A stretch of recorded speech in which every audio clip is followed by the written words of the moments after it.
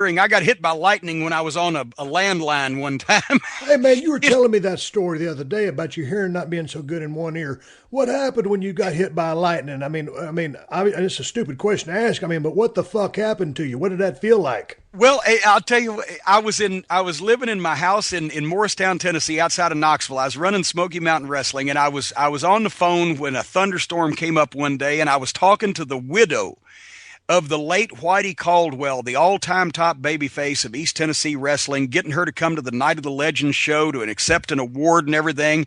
And the thunderstorm is raging outside, and suddenly lightning hit my house. And at the same time, not only did all the power go out, it fried one of my TVs and fried my refrigerator, blew some of the light bulbs and the lights, but also it was like somebody had fired a gun off next to my head and punched me in the side of the head at the same time.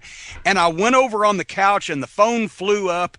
And the next thing that I was aware of was walking around in a circle in my office, dazed, and my ears were ringing and all the power was off. And I said, well, I guess I got to go to the town now. And I just jumped in the car and went to the town. And it wasn't long after that I discovered that I have good hearing in a quiet room, Right. but my left ear is my better ear. My right ear, which was the opposite one that was on the phone, is not good. And if I'm in a crowded, loud situation, I cannot discern one sound from another. So if I'm at a bar or I'm at a loud place and somebody's talking to me, I just generally, if they're smiling, I smile and nod because I can't hear fuck all. Dude, that's the same thing I do. I always get some people they want to meet at some loud ass restaurant for a damn meeting, and I can't hear a goddamn thing. It's the same thing. If everybody's laughing, I'll do the same thing, or I'll just tap out. I won't say a goddamn thing. I'll just sit there and eat my food.